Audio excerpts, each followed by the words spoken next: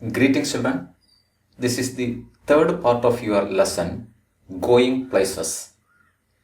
In the first two parts, we dealt with Sophie and Jancy's conversation, and in the second session, we met Sophie's father, younger brother, and her elder brother, Geoff. In the third section, Sophie came back from her elder brother's room to the sitting room. Look at there. Their father had washed when he came in, and his face and arms were shiny and pink, and he smelled of soap. So Sophie's father was a day laborer. When we met him in the second part, he came direct from his day labor, and he was grimy and sweaty. Now he took bath and came back.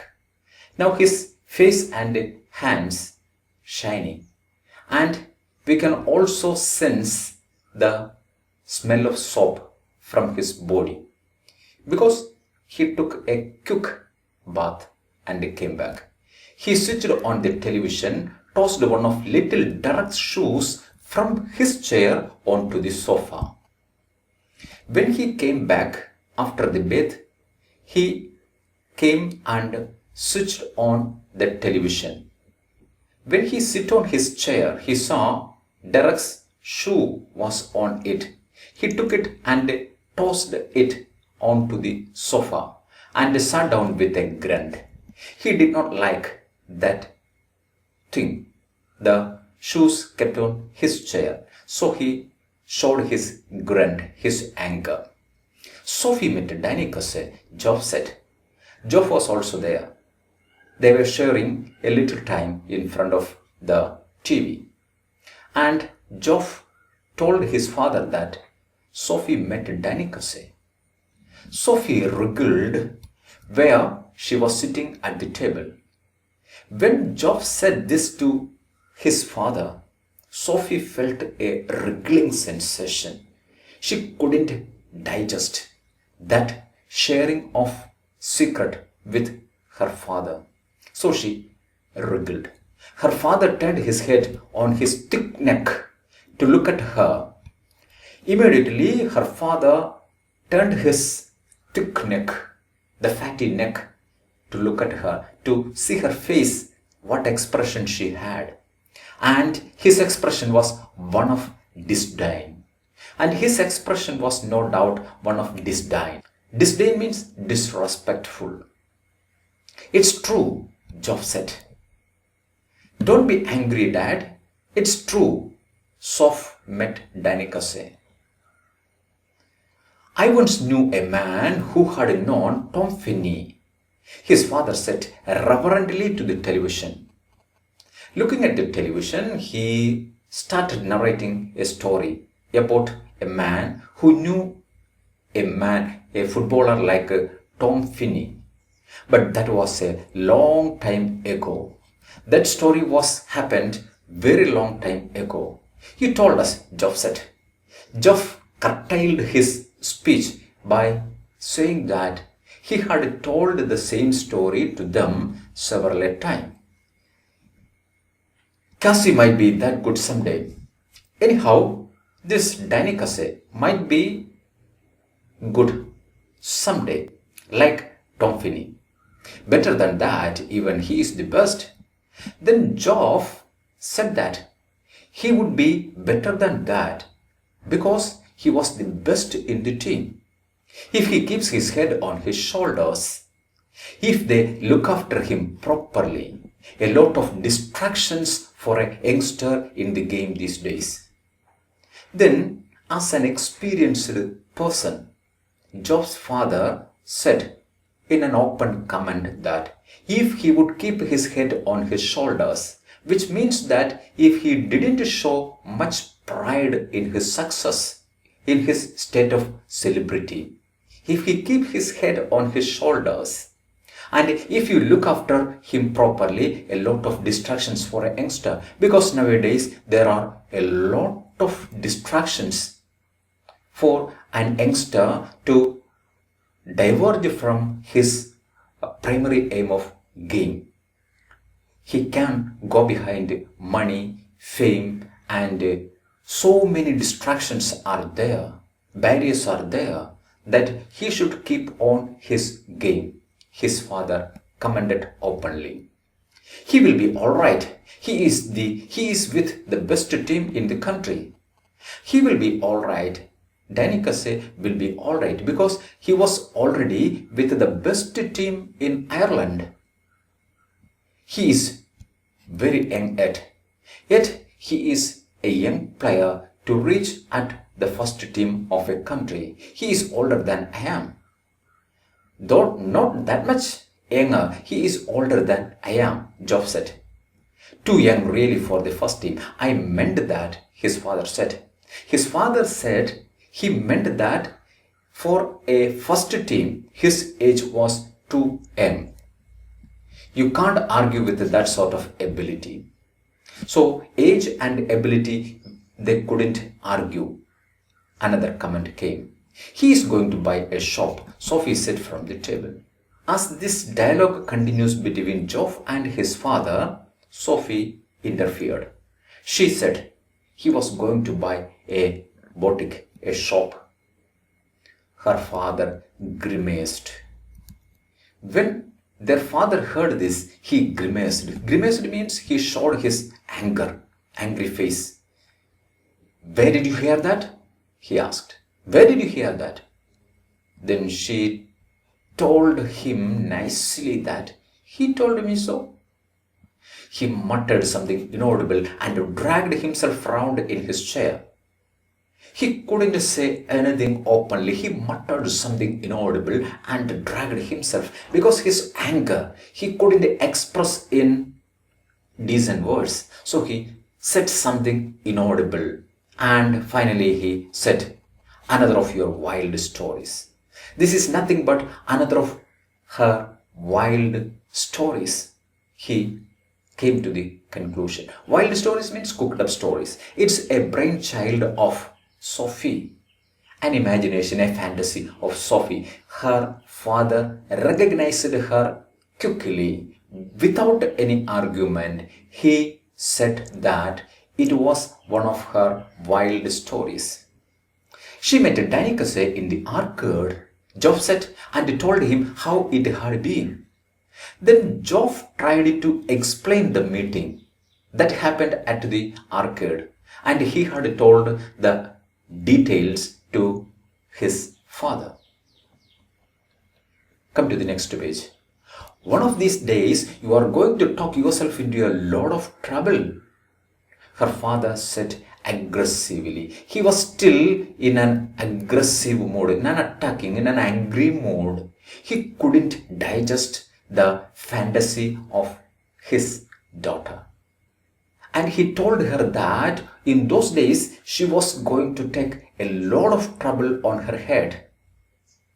This is a timely warning her father gave her. He was not in a position to counsel his daughter, but he gave her timely warning that she was putting herself into a lot of trouble. That was a timely warning from an experienced father to his daughter. Geoff knows it is true, don't you, Geoff? She was not in a state of accepting these warnings. She was still with the fantasy. She was still in the world of fantasy. She got the support of Geoff. Geoff would know it. Don't you, Geoff? She asked. He don't believe you, though he would like to. Then their father said he didn't believe in her stories, even though he would like to. That is the sitting room scene. Look at another scene of the story. The table lamp cast an amber glow across her brother's bedroom wall and across the large poster of United First Team squad and the row of colored photographs beneath. 3 of them, the young Irish prodigy Casey. The next scene takes place at Geoff's bedroom. There we can see a photograph of a poster of Irish's United First Team squad. And beneath that poster, there is a row of colored photographs. And 3 of them are young Irish prodigy Casey. Prodigy means a promising player.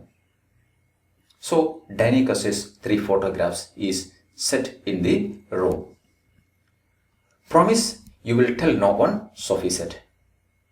Sophie came there and asked for guarantee from Geoff that he wouldn't tell this to anybody.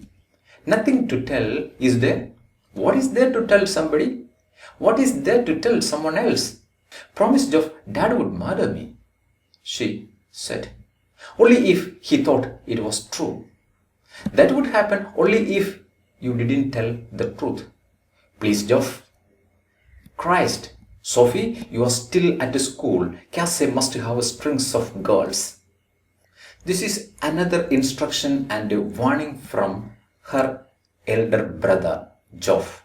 Sophie, you are still at school. Cassie must have strings of girls. As Cassie, a famous footballer, he should have strings of girls around him.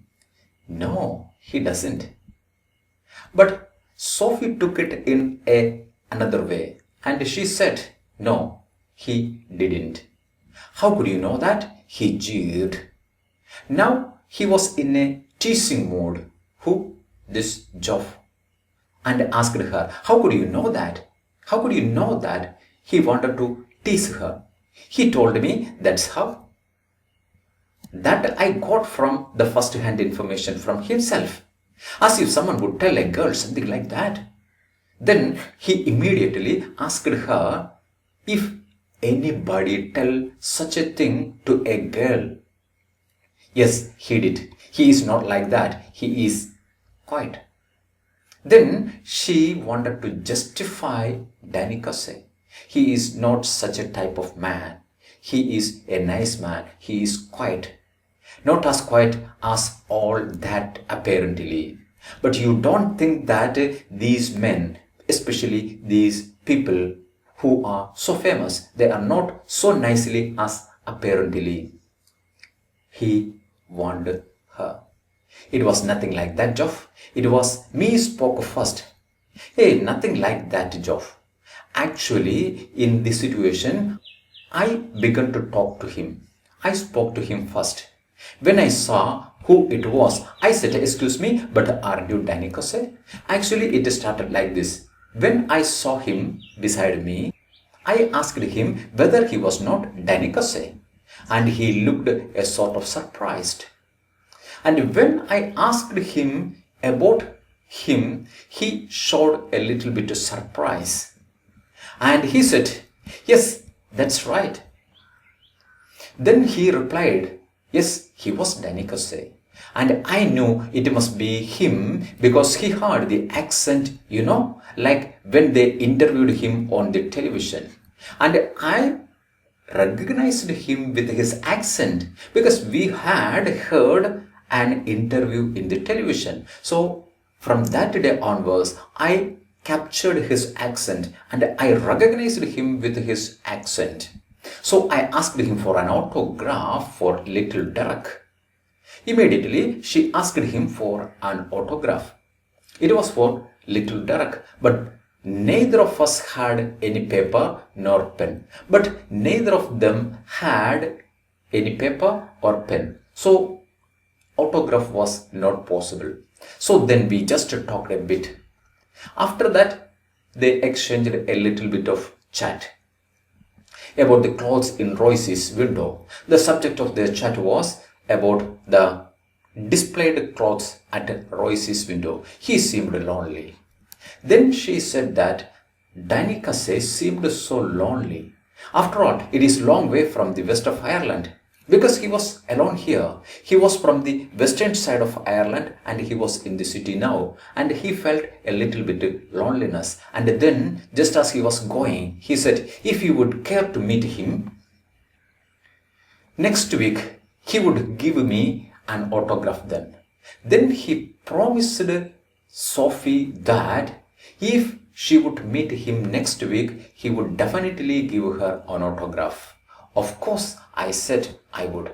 Then she also had promised him she would meet him next week. Then Geoff asked her, did she think that he would show up again? You don't believe me now, don't you? Can't you believe even now? She asked him. He dragged his jacket, which was shiny and shapeless, from the back of the chair and pushed his arms into it. Immediately, Geoff took his jacket and dragged it on him. She wished he paid more attention to his appearance. And when he put on his jacket, she wished he would show a little bit of attention to his appearance, wished he cared more about clothes. And she wished that he would give a little more attention to his selection of clothes. He was tall with a strong, dark face. Yes, her brother, who was tall with a strong, dark face, handsome, she thought. It is the unlikeliest thing I ever heard, he said. Before going away from the room, he told her that it was the unlikeliest thing, unexpected and disbelieving thing he had ever heard, he said. So with this, we can conclude the third part of the lesson.